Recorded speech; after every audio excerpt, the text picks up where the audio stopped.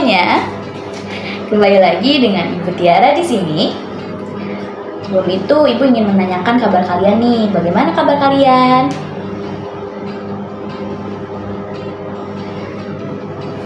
Nah, coba sekarang kalian siapkan alat tulis kalian, bereskan tempat belajar kalian, dan duduk dengan nyaman untuk menyimak pembelajaran hari ini ya. Nah, sebelum itu Ibu ingin bertanya nih, apakah kalian pernah membaca suatu karya fiksi seperti cerpen, novel, dongeng, atau karya-karya fiksi lainnya?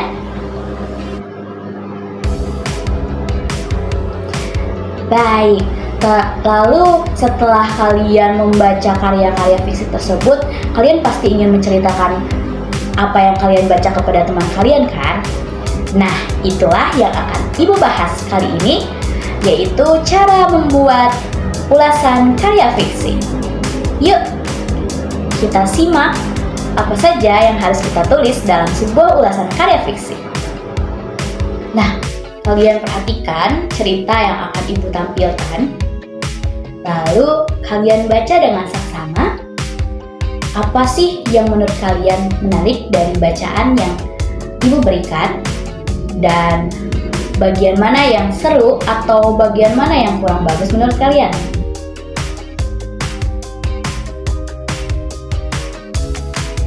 Sudah? Baik, jika sudah, kalian pasti ingin menyampaikan pendapat tersebut kan? Tetapi kalian bingung nih, bagaimana menyampaikan pendapat kalian? Bagaimana sih menyampaikan pendapat kalian? Dengan cara apa?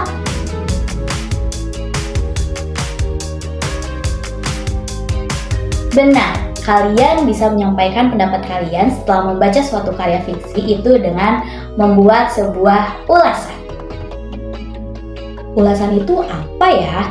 Ulasan merupakan sebuah tulisan yang berisi tentang penilaian atau tanggapan yang tujuannya untuk memberikan informasi. Nah, ulasan yang kalian akan buat itu adalah ulasan yang berisi tentang penilaian atau tanggapan dalam suatu karya fiksi yang tujuannya itu untuk merekomendasikan buku tersebut kepada teman-teman kalian. Nah, apa saja sih yang harus kita tulis dalam suatu ulasan karya fiksi? Yang pertama, anak-anak harus menulis identitas karya yang kalian baca, seperti judul, nama pengarang, dan nama penerbit. Tetapi nama penerbit itu bisa ditulis jika ada ya. Lalu setelah itu yang kedua, kalian bisa mencatat aspek-aspek penting seperti tema, alur, latar, lalu ada amanat, tokoh, dan watak tokoh. Atau bisa kalian sebut sebagai unsur intrinsik dalam suatu karya fiksi. Lalu setelah kalian mencatat dan menulis identitas karya, kalian bisa menceritakan apa saja kelemahan dan kelebihan dari karya yang kalian baca.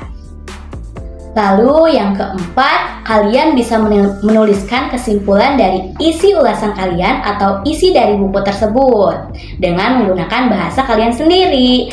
Dan juga kalian bisa menuliskan kesan terhadap bacaan yang telah kalian baca, seperti saya sangat menyukai tulisan ini karena membuat saya berimajinasi tinggi.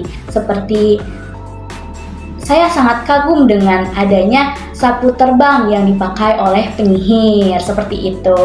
Lalu yang terakhir, kalian bisa memberikan saran atau rekomendasi kepada teman kalian bahwa buku atau tulisan yang kalian baca itu layak atau tidak untuk dibaca oleh teman kalian. Nah, setelah kalian mengetahui struktur-struktur atau tahapan-tahapan bagaimana menulis ulasan karya fiksi, coba kalian perhatikan contoh yang Ibu berikan. Dalam contoh tersebut, apakah penulis ulasan tersebut sudah menuliskan identitas karya?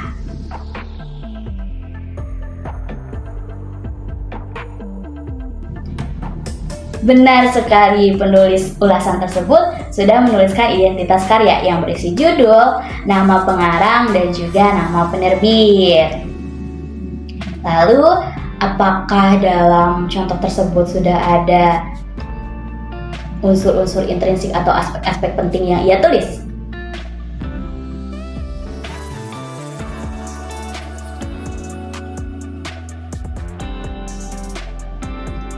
Betul sekali, sudah ada ya. Jadi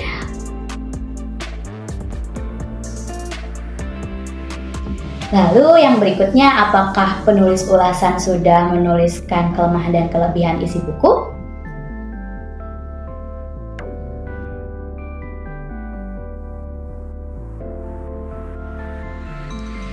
Benar sekali, kelemahan dan kelebihan isi buku atau karya fiksi sudah ia tuliskan. Lalu yang terakhir, penulis ulasan juga sudah memberikan kesimpulan isi dari ulasan tersebut dan juga rekomendasi atau saran untuk para pembaca lainnya.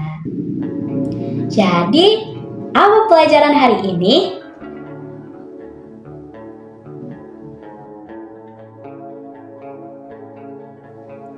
Ya betul, hari ini kita telah belajar bagaimana mengulas suatu karya fiksi menggunakan tahapan atau struktur yang telah Ibu berikan.